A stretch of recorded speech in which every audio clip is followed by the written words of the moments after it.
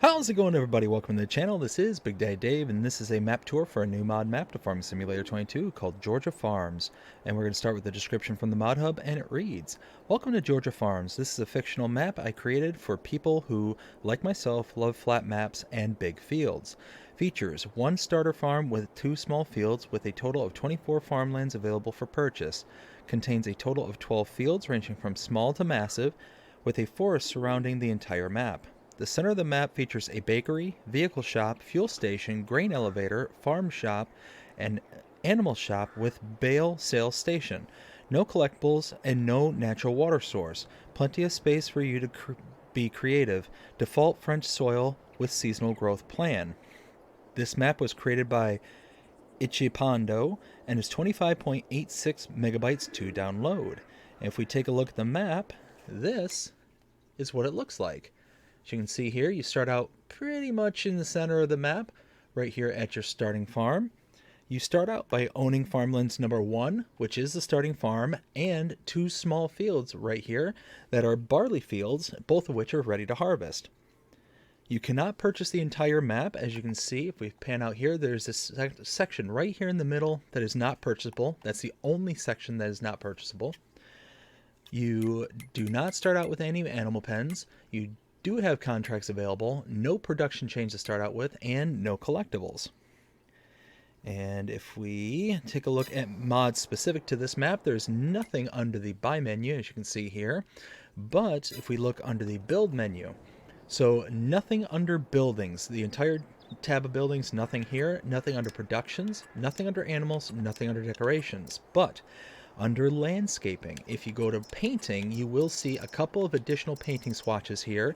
That is it. No trees, no plants. Now, because we start here at the starting farm, let's go ahead and take a look at the starting equipment. So if we go to the buy menu, down to owned items, under small tractors, we have a Steyr 8150, medium tractors, a Valtra Valmet 8750, and a Massey Ferguson 3670. Harvesters, the Deutz-Fahr Topliner 4090H. Cars, a Lizard Pickup 2017. Trailers, the Welger DK 115. Header for the Deutz-Fahr. Cultivators, we have the Raby EG3/9. Under seeders, the Nordstein HK25 and S3030. Header trailers for the Deutz-Fahr. And weights, we have the 10 Winkle Pack 750, 2 of those. And that is it. Now let's take a look at the farm here. As you can see, it's pretty basic. That's pretty much it. As you can see, we have a sleep trigger right here, and in the garage right here, we have a wardrobe trigger. And that's it. That's literally it. So we're gonna hop in the truck right over here.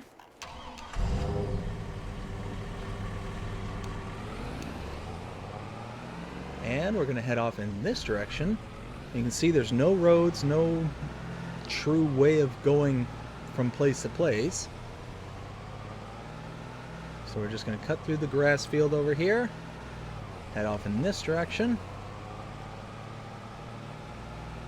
All right. So over here we have our shop trigger with a repair trigger right next to it, a gas station right over here, as you can see, refuel. Over here we have the livestock market, that is the sell point, and right there we have our animal dealer. Now, if you have pens or pastures already pre-placed onto this map, what you can do is you can come to this location or use that same reticle in the background at the pens and pastures to purchase your animals. But if you use this reticle by itself, this trigger, you will incur an extra fee per animal that you have. That fee will be related to a delivery fee, and it can get a little expensive. $100 per adult cow expensive. So it's one of those, depending on how many animals you're getting, might be worth taking the alternative, which is if you go out and either purchase or lease an animal trailer, again, bring it to this location, load the animals directly into the animal trailer, and then deliver the animals yourself, you will save that fee. So now Head off in this direction. Now, right there, that is the GCHB grain elevator sell point.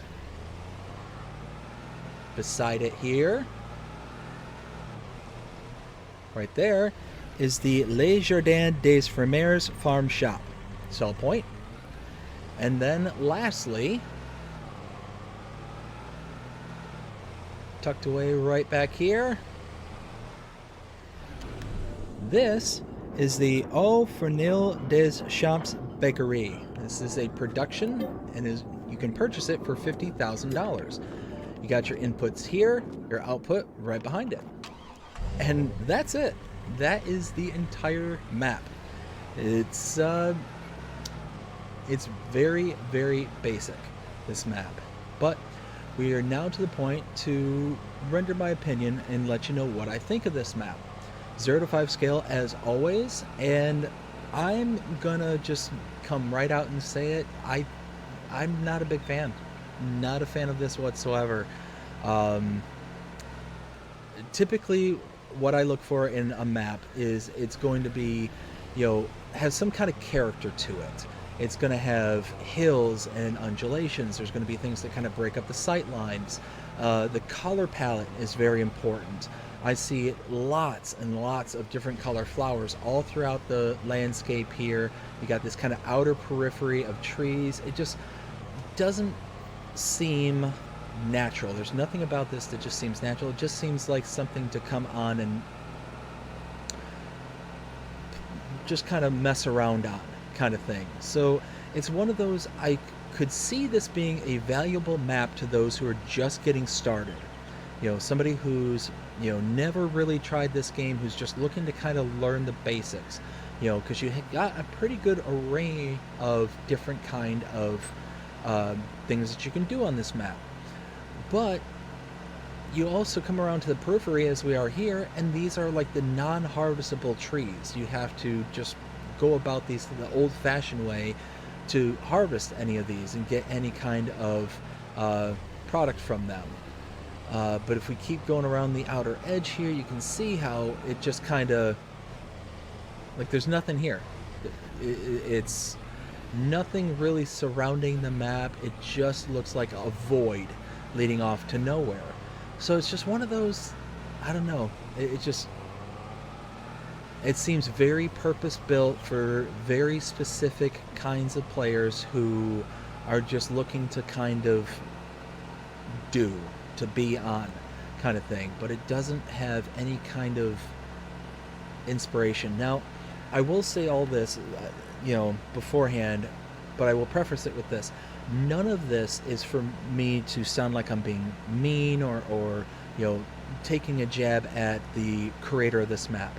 I am grateful to every single map maker who goes out of their way to make any kind of content for Farming Simulator, and I'm greatly appreciative. But this map will have a very specific audience to it and will not be anything beyond that. It will only appeal to a certain segment of people, and that's really about it. And on top of that, there's very little range on this map. So all the fields are extremely large on the outer periphery, about the same exact size. You've got the kind of inner medium-sized fields and then the two small fields that you start out with. All the kind of points of interest are directly in the center of the map. So it's one after another. There's no roads, there's no traffic, there's no nothing. There's just a lot of emptiness. And the fact that I can look out across the entirety of the map and see pretty much the entire map, just to me personally is uninspiring, and it's just not something that I personally look for. So when everything's said and done, I would give this map maybe a 0.5. When everything's said and done, I'm not excited to come onto this map. I would just pass it and move on, kind of thing. But Again, that's not to sound like I'm not trying to sound mean, and I'm not trying to take any personal jabs or anything like that. This is supposed to come off as constructive criticism because there's the I always want there to be the possibility of the map maker to take these notes, take what I'm saying, and hopefully use them for inspiration for the next project that they do. And I really do hope the map maker comes out and does something else and really kind of amazes. It's one of those that I think that every single person has the ability to, go above and beyond. And this one I just feel like is just kind of, here it is. Here's what it is, and whatnot. But like I was saying before, I started talking about the color palette, but I kind of trailed off. There's so many different colors. Just driving in the grass here, you're seeing pinks, blues, purples, reds. Like there's just so many different kind of things. It just makes it seem off. And then you've got buildings that really just don't belong. Like this building here just looks like it's just plopped here. It just nothing about this map seems anything other than here it is. So again, like I keep saying, I'm not trying to come off mean or anything. This is just how I feel about it, and I hope that it is taken as constructive criticism, not as a personal thing. But all that said and done, I hope you enjoyed this map tour. If you did, please show me by liking, sharing, subscribing, following, commenting, doing all the things the algorithms enjoy you doing that shows you're engaged with this channel and enjoying the content. And that being said, I hope you have a fantastic day. Take care.